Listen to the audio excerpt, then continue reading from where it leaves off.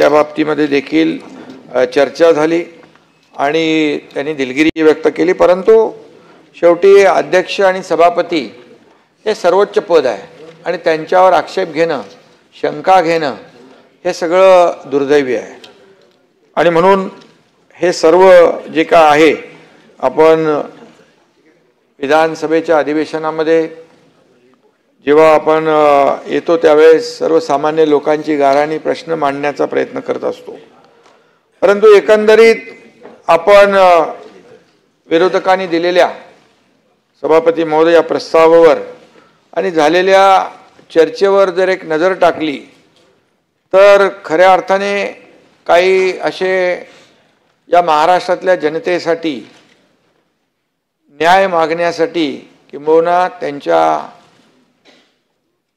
त्यांना न्याय मिळवून देण्यासाठी किंबहुना काही प्रश्न सोडवून घेण्यासाठी जे काही मुद्दे उपस्थित करायला पाहिजे होते ते मुद्दे या ठिकाणी दुर्दैवाने काही मुद्दे उपस्थित झाले, काही त्याच्यामध्ये काही अर्ध्या माहितीवर आधारित होते। आणि म्हणून खरं म्हणजे सरकार जे काही अध्यक्ष सभापती महोदय 2.5 वर्ष 3 वर्ष काम करतंय हे आपण पाहतोय आणि या कामामुळेच पुन्हा झालेल्या विधानसभेच्या निवडणुकीमध्ये या महाराष्ट्रातल्या जनतेने लँडस्लाइड मॅन्डेट दिलं।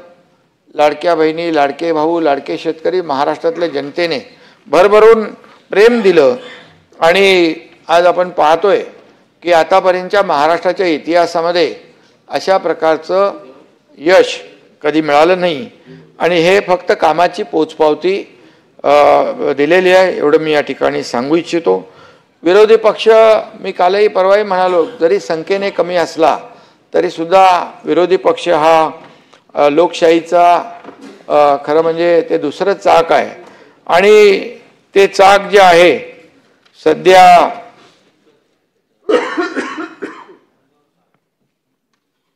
त्या ठिकाणी पंक्चर झालेलं दिसतंय, त्यातली हवा निघालेली दिसते असं म्हटलं तर वावगं ठरणार नाही।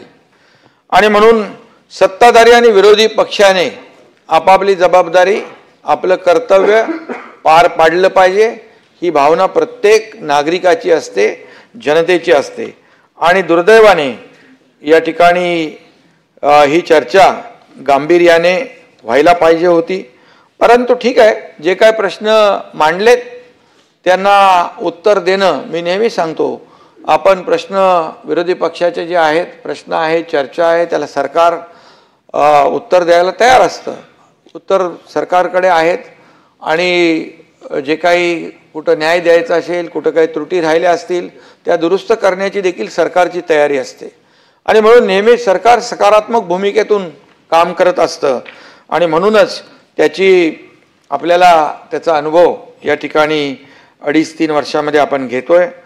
खरं म्हणजे या ठिकाणी महाराष्ट्रामध्ये मराठी सक्तीची आहे, हिंदी सक्तीची नाही, हे आमच्या सरकारने ठामपणे तो निर्णय घेतलेला आहे।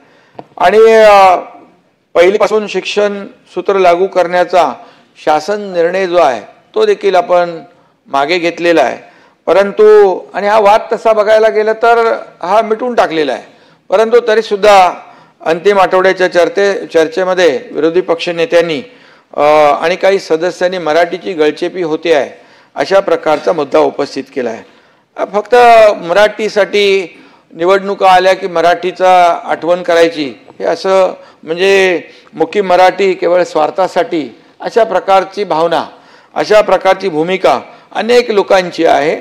आणि त्यामध्ये पण आम्ही सभापती महोदय आमचं मराठी भाषेवर, मराठी आणि मुद्द्यावर या ठिकाणी चर्चाही केली आणि आम्ही मराठी आमचं प्रेम जे आहे आम्ही कृतीतून दाखवून दिलं आहे।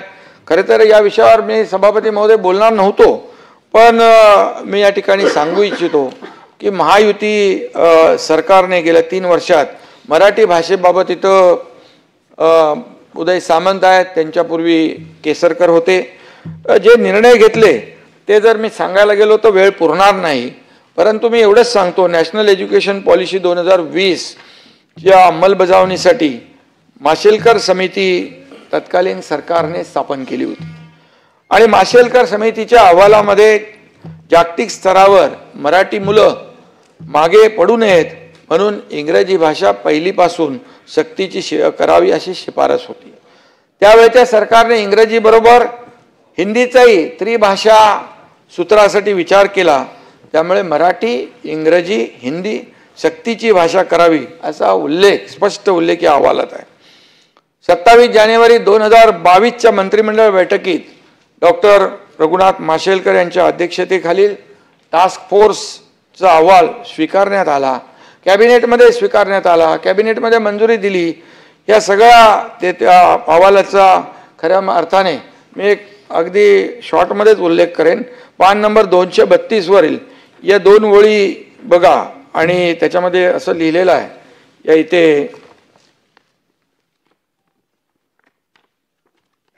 या 2 ओळी इथे आहेत आणि त्याच्यामध्ये लिहिलेलं आहे, English and Hindi as second language in the school should be introduced right from the first standard.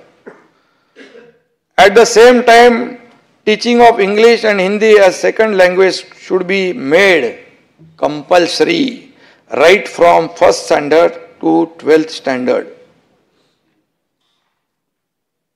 And if necessary, also during 3-4 years of college education. हे याच्यामध्ये आहे, या अहवालामध्ये, आणि त्याचा तपशील ऑनलाईन देखील उपलब्ध आहे। सभापती महोदय, थोडक्यात याचा अर्थ पहिलीपासून हिंदी सक्तीचा निर्णय महाविकास आघाडीचा होता। त्यावेळेस सत्ताधारी कोण होतं, मुख्यमंत्री कोण होतं, त्या काळात मी देखील त्या सरकारमध्ये होतो, पण आम्ही हिंदीची सक्ती केली नाही। हिंदी हा अनिवार्य शब्द काढून टाकला, हिंदीची पुस्तकं छापली नाहीत। त्यामुळे मराठीच्या नावाने जे काही आज विरोधी पक्ष आरोप करतोय, मराठीच्या नावाने जे काही गळे काढले जात आहेत, त्यासाठी अगोदर जे निर्णय झाले कुणाच्या कारकिर्दीमध्ये झाले हे देखील बोलताना लोकांनी तपासून पाहिलं पाहिजे आणि स्वतःच्याच निर्णयाविरुद्ध मोर्चा देखील काढला गेला, हे देखील दुर्दैव आहे। आणि म्हणून मी आणि त्याचबरोबर मुंबई महापालिका आणि ICSE संलग्न शाळेमध्ये आज पहिलीपासून सभापती महोदय हिंदी अनिवार्य आहे आणि मराठी मात्र 5वी पासून आहे। त्यामुळे मी जास्त त्या विषयामध्ये खोलात जाऊ इच्छित नाही। माझ्याकडे सगळे पुरावे आहेत, कोण कमिटीमध्ये होते, त्याच्यामध्ये कोणी सजेस्ट केलं, त्या सर्व लोकांची नावं माझ्याकडे आहेत। त्यामध्ये त्यावेळेस एक उपनेता, त्याचं नाव मी घेऊ इच्छित नाही, याच्यामध्ये अहवालात आहे। आणि या सर्व ज्या काही बाबी आलेल्या आहेत समोर, या सर्व ज्या त्याचे पुरावे आपल्याकडे आहेत, परंतु आता तो वाद जो आहे शासनाने तो स्थगित केलेला आहे, स्थगिती दिलेली आहे आणि आपण, मला वाटतं त्याच्यावर जास्त मी भाष्य करू इच्छित नाही। हिंदुहृदय सम्राट बाळासाहेब ठाकरे यांचं मराठी विद्यापीठ स्थापन करण्याचं जे स्वप्न होतं ते आपण कुठं रिद्धपूरमध्ये करतोय ना, रिद्धपूर इथे अमरावती जिल्ह्यामध्ये ते पूर्ण करतोय। त्याचबरोबर वारकऱ्यांसाठी संत विद्यापीठ आपण आळंदीमध्ये स्थापन करतोय सभापती महोदय। चर्नी रोड येथे भव्य असं मराठी भाषा भवन आपण सुरू करतोय। नवी मुंबईच्या ऐरोलीमध्ये मराठी भाषा उपकेंद्र आपण, मराठी भाषा धोरणास महायुती सरकारने मंजुरी दिलेली आहे। आदरणीय प्रधानमंत्री नरेंद्र मोदीजींनी मराठी भाषेला आपण जो प्रस्ताव पाठवला त्याला अभिजात भाषेचा दर्जा देण्याचा निर्णय जाहीर केला। मराठी भाषा जगभर पोहोचावी यासाठी दरवर्षी सभापती महोदय विश्व मराठी साहित्य संमेलन आपण सुरू केलं। प्रत्येक जिल्ह्यात कवितेचं गाव आपण सुरू केलं, त्याचा निर्णय घेतला। असे असंख्य निर्णय आपण मराठीसाठी घेतलेले आहेत आणि म्हणून मराठीसाठी फक्त निवडणुका आल्या की मराठीची आठवण करण्यापुरतं मर्यादित सरकारचं काम नाही। आणि मराठी राज्यगीत देखील आपल्या सरकारने सुरू केलं। आज प्रत्येक कार्यक्रमात हे गीत अभिमानाने वाजवलं जातं। आज सभापती महोदय, मुंबई बाहेर फेकला गेलेला जो गिरणी कामगार असेल, मुंबईकर असेल, तो देखील मराठीच होता। त्याला पुन्हा मुंबईमध्ये सन्मानाने आणण्याचं काम महायुती सरकार करतंय, त्याचा निर्णय आम्ही घेतलोय। त्याला घरं मिळाली पाहिजेत, SRAचे प्रकल्प पुढे गेले पाहिजेत, धोकादायक इमारतीचे क्लस्टरचे प्रकल्प पुढे गेले पाहिजेत, पोलिसांना आम्ही घरं देतोय, तेही मराठीच आहेत. आणि म्हणून मुंबई महाराष्ट्रापासून तोडणार तोडणार तोडणार असं दर वेळेला निवडणुकीमध्ये तो डंका पिटण्याचं काम करतो. परंतु आम्ही जे काम करतोय ते मुंबईला जगाशी जोडण्याचं काम आम्ही करतोय आणि त्यासाठी आज या ठिकाणी प्रयत्न सुरू झालेत. गेल्या 3 वर्षापासून आपण ते करतोय. आणि म्हणून या ठिकाणी मराठी भाषा आमचा श्वास आहे आणि मराठी माणूस आमचा श्वास आहे खरं म्हणजे. आणि हिंदुत्व आमचा प्राण आहे. त्यामध्ये लपवाछपवीचं कामच नाही आहे.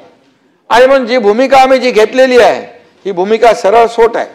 आणि म्हणून यामध्ये कुठेही कुणी शंका बाळगण्याचं कारण नाही.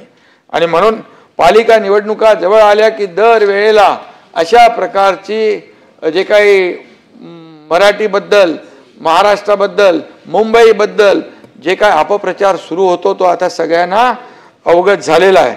आणि म्हणून वरून कीर्तन आतून तमाशा हा असला प्रकार आहे. सभापती महोदय, या ठिकाणी मी खऱ्या अर्थाने हिंदी सक्तीचं खोटं नरेटिव्ह उभं करून कोणाला आपण फसवतोय? आपण आपल्यालाच फसवतोय. वस्तुस्थिती लक्षात घेऊन वागलं पाहिजे, पुढं गेलं पाहिजे. आणि त्यामध्ये मराठी माणसाला खरं म्हणजे हे सर्व कळलेलं आहे. तो आता कधी फसणार नाही. कारण तुम्ही सांगितलेलं आहे तुमच्या मनातलं मराठीचा नाही आहे, म्हणजे महापालिकेचा आहे, मलिद्याचा आहे, मतलबाचा आहे आणि मतांचा आहे. तुमच्या मनात फक्त आणि फक्त मतांचं राजकारण आहे. मी बोलणार नव्हतो परंतु या ठिकाणी तो विषय निघाला. विषय निघाल्यामुळे मला हे बोलावं लागतं. मी नेहमी सांगतो मला बोलायला भाग पाडू नका, माझ्याकडे खूप काय आहे. परंतु मी अद्यापपर्यंत जेव्हा तुम्ही बोलता तेव्हा मी बोलतो. मी फार संयम राखतो. आरोपाला आरोपाने उत्तर देत नाही आणि कुठल्याही परिस्थितीमध्ये आरोपाला मी कामाने उत्तर देणारा कार्यकर्ता आहे. म्हणूनच विधानसभेच्या झालेल्या निवडणुकांमध्ये एवढा मोठा विजय मिळालेला आहे. मराठी माणसाच्या अभिमानाचं प्रतीक असलेल्या छत्रपती शिवाजी महाराजांच्या 12 किल्ल्यांना आम्ही जागतिक वारसा मिळवून दिला, त्याला मान्यता मिळाली. आणि त्यामुळे या ठिकाणी महाराष्ट्राची मान जगभरामध्ये उंचावण्याचं काम केलेलं आहे. आणि म्हणून जगातले पर्यटक, जगभरातले लोक या ठिकाणी 12 किल्ले किंवा छत्रपती शिवाजी महाराजांनी बांधलेले गडकोट किल्ले या ठिकाणी पाहण्यासाठी